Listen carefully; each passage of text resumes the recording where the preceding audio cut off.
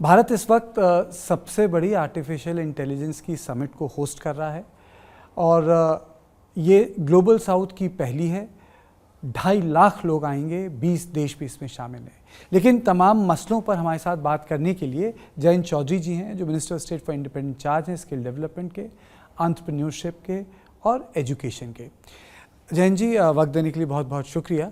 पहला सवाल आपसे पूछूंगा, जब आर्टिफिशियल इंटेलिजेंस की बात होती है और चूंकि आप स्किल डेवलपमेंट के मंत्री भी हैं, ये हमारे गांव तक कैसे पहुंचेगी? हमारे किसानों को इससे क्या फ़ायदा होगा? रूरल एरिया, टायर 2, टायर 3 में जो लोग रहते हैं उनको इससे क्या फ़ायदा होगा? ये शहर से निकल के कब हमारे देहातों तक पहुंचेगी? मैं अभी भारत मंडपम से ही आ रहा हूँ और आपने बताया, जानकारी दी कि 2.5 लाख लोग इसमें जिन्होंने पंजीकरण किया है। शायद जब तक ये आयोजन होगा उससे भी ज़्यादा लोग आएंगे। वहाँ छात्र थे जिनके स्टार्टअप हैं खुद के, जिनके काम कारोबार हैं, जो टेक्नोलॉजी को समझते हैं या उसमें काम कर रहे हैं उस कार्य क्षेत्र में, वो थे और अनुसंधान करने वाले लोग थे। और वैश्विक आयोजन हो रहा है तो दुनिया के लोग आए हुए हैं। तो जो वहाँ पे एक हलचल है, जो एक ऊर्जा वहाँ दिखाई दे रही है, जो उत्सुकता है ख़ास तौर से युवा पीढ़ी में उस कार्यक्रम में भाग लेने के लिए, एआई को समझने के लिए, ये देश के लिए बहुत शुभ संकेत है। ये देश क्रांति के लिए भी भूखा है। जो अभाव हैं, जो अमीर और गरीब के बीच में फ़र्क है, कुछ क्षेत्रीय जो लगातार पिछड़ते गए, जिनके लिए प्रधानमंत्री जी ने एस्पिरेशनल जिलों का इजाद किया, फिर एस्पिरेशनल ब्लॉक बनाया कि सभी विभाग, सारे सरकारें साथ मिलकर काम करें कि वहाँ बुनियादी ढांचों पे हम लोग निवेश करें और ध्यान दें, योजनाओं की पहुँच वहाँ तक हो। मुझे लगता है कि एआई के माध्यम से ये सारे जो अंतर हैं, ये जो अंतर विरोध हमारे देश के हैं, ये दूर किए जा सकते हैं, क्योंकि ये पूरा केंद्रित है सिटीज़न पे, आम नागरिक के अधिकार। जिस प्रकार से डीपीआई को हमने यूज़ किया, यूपीआई के माध्यम से, बैंकिंग के माध्यम से, डिजिटल बैंकिंग से जोड़ा, उस समय भी लोगों को डाउट्स थे, संशय थे कि क्या गरीब महिला, किसान परिवार, क्या वो मोबाइल फ़ोन से बैंकिंग कर पाएंगे। नई टेक्नोलॉजी को यूज़ करने में भले उसने जो है वो इंजीनियरिंग ना करी हो, वो खेती कर रहा हो, लेकिन वो नौजवान भी उसके लिए काबिल है और तत्पर है और आगे आया।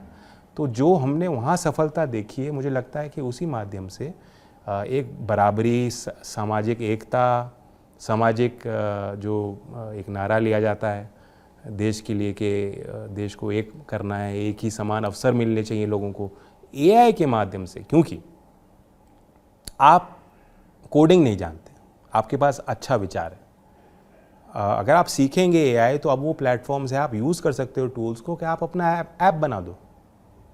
इस तरह के कई प्रोडक्ट्स, हर एक व्यक्ति इसमें एलएम नहीं बनाने वाला, लैंग्वेज मॉडल नहीं बनाने वाले, बहुत से लोग उसको यूज़ करेंगे।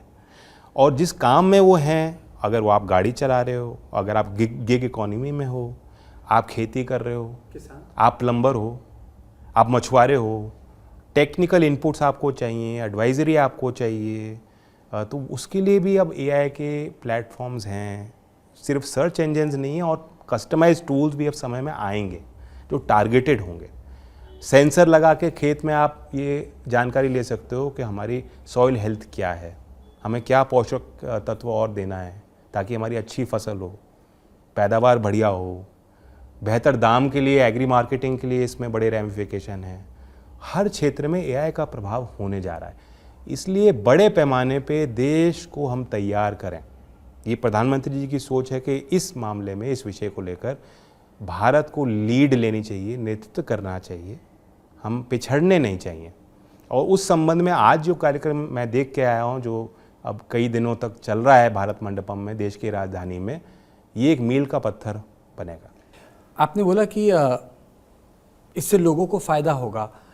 आपको लगता है कि जिस तरीके से स्किल एंटरप्रेन्योरशिप के जो विभाग हैं, जो काम कर रहे हैं, इंडस्ट्री उनको एब्जॉर्ब कर पा रही है? आपको क्या लगता है भारत का जो इंडस्ट्रियल जो उद्योग का जो सेक्टर है, वो उन लोगों को शामिल कर पा रहा है इसमें, या उनको और बहुत कुछ करने की ज़रूरत है? अभी बहुत कुछ करने की ज़रूरत है। हम चाहते हैं इंडस्ट्री के लोग शिक्षण संस्थानों में, उनका आना जाना रहनी चाहिए, उनकी नज़र रहनी चाहिए, तालमेल रहना चाहिए, उनका योगदान रहना चाहिए, उनका निवेश रहना चाहिए। जो एक्चुअली इंडस्ट्री में कार्यरत हैं, जो जानते हैं कि क्या स्टैंडर्ड पे नौकरी मिल रही है, वो क्या ITI में जा रहे हैं, क्या वो मेंटरशिप दे रहे हैं, क्या वो ट्रेनिंग दे सकते हैं, क्या अपना समय निकाल के क्या हम उनको ट्रेनर के तौर पे रख सकते हैं। अभी इन चीज़ों की व्यवस्थाएं संस्थागत तौर पे वो आज़ादी नहीं दी गई संस्थानों को कि आप बात करें, वो पुश नहीं दिया गया इंडस्ट्री को कि आप निवेश करें। और साथ ही जो इंडस्ट्री नौकरी देती है तो वो इंटरव्यू लेती है, वो अपने मापदंड से देखती है। उनके ज़्यादातर आप इंडस्ट्री को देखेंगे कि नौकरी कहाँ से दे रही है, जो उनके ऑलरेडी एम्प्लॉई हैं, उन्हीं के नेटवर्क में जो उनके विश्वास पात्र हैं, उन्हीं को वो नौकरी देते हैं। तो नौकरी देने का सिस्टम भी खुला नहीं है, या वो जाएंगे सिर्फ IIT और IIM में जाके नौकरी देंगे, जो बड़ी कंपनी है वो तो वहीं से जाके नौकरी दे रही हैं। क्या वो पॉलीटेक्निक में जा रही हैं, क्या वो स्टेट की यूनिवर्सिटीज़ में जा रही हैं, क्या वो जॉब फेयर्स में जा रहे हैं, क्या वो विजिबिलिटी उनको है, पारदर्शिता है। इन सब चीज़ों पे उद्योग जगत को बड़ा दिल दिखाते हुए सोचना चाहिए और काम करना चाहिए। जब वो नौकरी दे रहे हैं, क्या वो देख रहे हैं कि उसको सर्टिफाइड है, क्या तुमने कोर्स किया है, उसका नेशनल स्किल्स सर्टिफिकेट हम देख सकते हैं। ITI में कोर्स किया है तो उस सर्टिफिकेट की क्या वैल्यू है। जब तक वो वैल्यू नहीं बनेगी, अगर कंपनी की निगाह में विश्वास नहीं है, वैल्यू नहीं है, तो नौजवान के, हमारे जो ग्रामीण क्षेत्र में बेटियां हैं, बच्चे हैं जो पढ़ना चाहते हैं, उनको लगता है कि ये रास्ता है, उनके दिमाग में वो बात नहीं बैठेगी। तो एक चक्रव्यूह है, इस चक्रव्यूह में अभिमन्यु नहीं बनना है। नौजवानों को हम लोग बार बार कह रहे हैं कि आप ये इस पे निर्भर मत रहिए कि आपने कोर्स कर लिया, डिग्री कर लिया। निरंतरता के साथ आपको अपने आप के बारे में आपको अध्ययन करना होगा। इंडस्ट्री क्या चाहती है, अगर गैप है तो उसे दूर करो। कोर्सेज हैं, फ्री कोर्सेज हैं, संस्थान हैं जो आपके बीच के हैं, जाइए कोर्स कीजिए। लेकिन हमें सफलता तब मिलेगी अगर इंडस्ट्री वाले कहेंगे हाँ ये जो कोर्स करेंगे इनको हम नौकरी देंगे। आपके विभाग में तरह तरह के काम है, एक स्किल है, टायर 2 सिटी की स्किल्स हैं, अर्बन एरियाज़ में स्किल्स हैं, लेकिन जो टॉप एंड स्किल्स हैं, हाई एंड स्किल्स हैं जब आ गई, जैसे ड्रोन है, बाकी टेक्नोलॉजी है, उसके लिए क्या करेंगे? और इसको मैं चाहूँगा कि आप प्रधानमंत्री कौशल विकास योजना के संदर्भ में बताएं कि ये दोनों काम साथ साथ कैसे हो रहे हैं। अभी सेमीकंडक्टर मिशन 2.2 बजट में रखा गया है प्रावधान। AI मिशन ने बहुत अच्छा काम किया है, जिस कारण से आज ये वैश्विक एक इतना बड़ा मंच हम बना पाएँ, निर्माण कर पाएँ। और ग्रीन एनर्जी में, ग्रीन हाइड्रोजन में एक अलग से मिशन बनाया है। तो राष्ट्रीय मिशन इसलिए बनाए गए हैं कि एक सभी इंडस्ट्री के साथ, इन्वेस्टर्स के साथ, एंटरप्रेन्योर्स के साथ, स्टूडेंट्स के साथ, रिसर्चर्स के साथ एक तालमेल बना के सभी जो विभाग संबंधित हैं उन साथ मिलकर काम करें। तो एक तो हमारा मंत्रालय लगातार इन मिशंस के साथ काम कर रहा है, क्योंकि ये नए क्षेत्र हैं तो यहाँ कोर्स बनाना पड़ेगा। कोर्स कौन बनाएगा? भारत सरकार नहीं बनाएगी। कोर्स जो इंडस्ट्री वाले हैं वो ही जानते हैं, वो मानक वो ही बनाते हैं, उनको आगे आके कोर्स बनाना है। तो लगातार हम लोग उनके साथ तालमेल करके PMKVY 4.0 में ये कोर एरिया है जो फ्यूचर स्किल्स का कंपोनेंट है। 5 लाख से ज़्यादा उसमें ट्रेनीज़ हैं जिन्होंने, तो मतलब बच्चे तैयार हैं, बच्चे सीखना चाहते हैं। तो इन नए क्षेत्रों में भी मैं काफ़ी उत्साहित हूँ कि जो रिस्पॉन्स मिल रहा है वो काफ़ी अच्छा है। स्किलिंग की तो बात ठीक है, लेकिन आप एंटरप्रेन्योरशिप को कैसे बढ़ावा दे रहे हैं? और ख़ास तौर से मैं ये सवाल उत्तर भारत के परिप्रेक्ष्य में पूछना चाह रहा हूँ। जब एंटरप्रेन्योरशिप की बात करते हैं तो लोग बेंगलुरु की, हैदराबाद की, चेन्नई, कोयम्बटूर की बात करते हैं, लेकिन बुलंदशहर, बागपत, आगरा, भरतपुर, बनारस, मैं इन संदर्भ में अगर बात करूँ तो वहाँ क्या कर रहे हैं आप? नहीं, बिल्कुल अच्छा सवाल है। एक तो बड़े लेवल पे जो स्टार्टअप इकोसिस्टम जिसे हम कहते हैं, वहाँ इंडिया ने बहुत कुछ किया है। फंड ऑफ फंड बनाया है, उनके रिस्क को, जोखिम जो लेता है उसे पूंजी भी जुटानी है, उसका आइडिया भी उसके पास नया है, उसे विकसित करने में उसको एक रिसोर्स चाहिए, सुविधाएं चाहिए, सरकार योजनाएं उसके लिए हैं, वो सारी चीज़ों का लाभ मिल रहा है। एंजल टैक्स सरकार ने हटा दिया, लेकिन वो एक हायर लेवल के तबके के लिए है। आपने जो पूछा कि ग्रास रूट एंटरप्रेन्योर, उनके लिए हम क्या कर रहे हैं, तो 2 हमारी संस्थान हैं। एक तो नोएडा में है, national institute for small business development, और इंडियन इंस्टीट्यूट ऑफ एंटरप्रेन्योरशिप जो हमारे गुवाहाटी में स्थित हैं। एक तो वो बड़े व्यापक ढंग से कार्यक्रम करते हैं। Fair ration price shop owners के वर्कशॉप किए, आर्मी वेटरन्स के वर्कशॉप किए। आर्मी के एक डिसिप्लिन के बाद वो रिटायरमेंट लेके अब वो वर्कफोर्स में आए हैं या अपना काम स्थापित करें, उनका डिसिप्लिन है, उनकी ट्रेनिंग है कि उसको कैसे उसका लाभ लिया जा सकता है, तो उनके हमने वर्कशॉप्स किए। अलग अलग सेगमेंट्स में लगातार एंटरप्रेन्योरशिप डेवलपमेंट प्रोग्राम्स ये करते हैं। बल्कि जो गुवाहाटी में संस्था है वहाँ पे मुझे खुशी हुई कि एक इंक्यूबेशन का नया प्रोग्राम हमने लॉन्च किया और उसमें IIT, IIMs के साथ भी वो मिलके काम कर रहे हैं, क्योंकि वहाँ हायर एजुकेशन संस्थानों की अपनी एक कैपेसिटी है, एक गुडविल है। मोबिलाइज करें ग्रास रूट इंस्टीट्यूशन, ट्रेनिंग का प्रोग्राम, करिकुलम आए इस तरह के रेप्यूटेड संस्थानों से जो इंस्टीट्यूट ऑफ नेशनल इंपॉर्टेंस है, वो साथ मिलकर काम करें। साथ ही नीति आयोग के साथ एक स्वावलंबनी कार्यक्रम बहुत टारगेटेड, ग्रास रूट ओरिएंटेड, सिर्फ महिलाओं के लिए चलाया है, उसमें भी काफ़ी सफलता मिली। उसका दूसरे चरण पे अब हम लोग विचार करेंगे।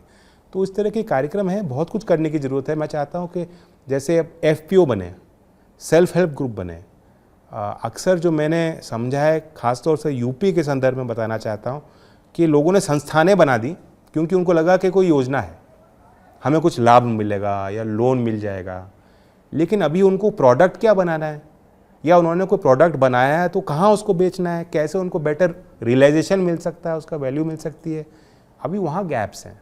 तो इसलिए ग्रामीण विकास मंत्रालय के साथ हमें और बेहतर तालमेल बना के काम करने की ज़रूरत है। ये जो आपने फार्मर्स की बात की, जैसे विस्तार एक AI स्कीम है जो फार्मर्स के लिए है, उसके बारे में काफ़ी चर्चा हुई। आपने PMKVY के बारे में चर्चा की। मैं चाहूँगा कि जैसे फॉर एग्जांपल ये जो PM सेतु है उसके बारे में आप बताएं। PM सेतु बहुत राष्ट्रव्यापी कार्यक्रम है। पहली बार 60,000 करोड़ रुपए लगाए जा रहे हैं। इससे पहले भी ITI के सुधार के लिए स्कीम आई, लेकिन एक एक ITI को चिन्हित करके किया गया।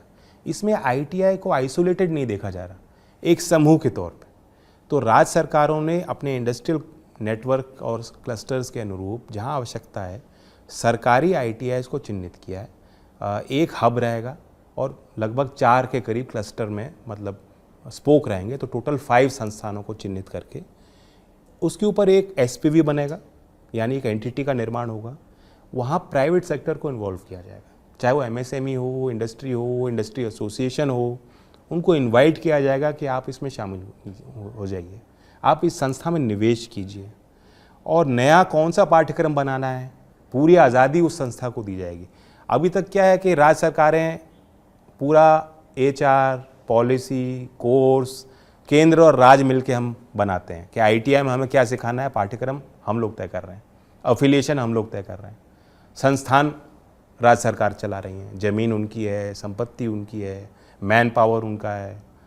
तो अब बेटर तालमेल के लिए ये योजना बनाई गई कि हम इंडस्ट्री को इसमें पूरी चीज़ों में शामिल करें, क्योंकि अल्टीमेटली जॉब सीकर जो हैं उनको वहीं पे वो उनका लक्ष्य है, टारगेट।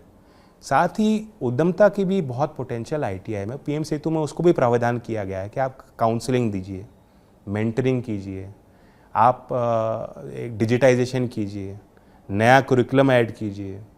तो आई एम क्वाइट होपफुल, इतने बड़े पैमाने पे 60,000 करोड़, कई राज्यों ने इसमें काफ़ी लीड ले ली है, चिन्हित करके हमें समूह दिए हैं। 4-5 राज्यों ने अभी RFP फ्लोट किया है, जिसमें उन्होंने इनवाइट किया इंडस्ट्री को कि आप आइए, शामिल हो जाइए। तो काफ़ी तेज़ी से तरक्की और प्रगति हो रहा है। आखिरी 2 सवाल, आप एंटरप्रेन्योरशिप के माहौल से खुश हैं? कई लोग कहते हैं एंटरप्रेन्योरशिप की दिशा अलग होनी चाहिए, एंटरप्रेन्योरशिप से नौकरियां भी बनती हैं, एंटरप्रेन्योरशिप से इकोनॉमी भी बढ़ती है और इकोनॉमी में नए आयाम भी जुड़ जाते हैं। हो रहा है या हम उस लेवल पे नहीं पहुँचे जहाँ बाकी दुनिया के एंटरप्रेन्योर्स हैं, जैसे टेक इकोनॉमी बन गई अमेरिका में 15-20 साल पहले? वक्त लगता है और हमें और समय देना पड़ेगा। मुझे लगता है दिशा बिल्कुल सही है। अब तक जो सरकार के प्रयास हैं अब वो रंग ला रहे हैं, और ज़मीन में भी बीज डालोगे तो वक्त लगेगा पौधा बनने में, और ये वो वृक्ष है जो देश को छाया देगा। मुझे बहुत उम्मीदें हैं कि जो अभाव हैं, जो सामाजिक परिवर्तन हमें लाना है, जो आर्थिक क्रांति हमें लानी है देश में, सबकी जन भागीदारी के साथ वो संभव है, और उसमें बड़ी भूमिका एंटरप्रेन्योर्स की है। और आपसे आखिरी सवाल, क्योंकि आप शिक्षा के भी मंत्री हैं, शिक्षा को लेकर इतना बवाल क्यों उठता रहा है, चाहे वो UGC हो या NEP हो? नहीं, शिक्षक समाज में अग्रणी रहते ही हैं, नेतृत्व करते हैं, नेतृत्व की समाज को दिशा देने वाला काम करते हैं, तो इसलिए वो बेहतर समझते हैं आगे क्या चीज़ें हो रही हैं, क्या परिवर्तन हो रहे हैं। लेकिन कोई भी चीज़ स्थायी नहीं रहती शिक्षा में, तो हमें निरंतर रिस्पॉन्ड भी करना होता है, बल्कि हमें जो आगे भविष्य में दूरगामी परिणाम होंगे उससे पहले हमें परिवर्तन भी लाना होता है। आज केंद्र सरकार की नीति है कि जो भारतीयता पे आधारित जो पाठ्यक्रम है उसको हम बढ़ावा दें, क्षेत्रीय भाषाओं को बढ़ावा दें, हमारे मूल संस्कार, मूल विचार भारतीय हों, दुनिया के लिए हों, दुनिया के लिए हम सोल्यूशन दे रहे हैं, दुनिया को हम अट्रैक्ट कर रहे हैं, दुनिया का एक आकर्षण का केंद्र बिंदु भारत बने, भारत के छात्र के आइडिया दुनिया तक पहुँचें। लेकिन मूलतः उसकी शुरुआत अपने संस्कारों से, अपने समाज से, अपने इतिहास से, वो एक गर्व की भावना उसके अंदर होनी चाहिए। तो जब भारत सरकार की नीति बनी है तो कुछ संकुचित विचार भी कभी कभी सुनने को मिलते हैं, लेकिन ये शायद राजनीतिक व्यवस्था और लोकतंत्र में होना ही है। धन्यवाद हमसे बात करने के लिए। Thank you.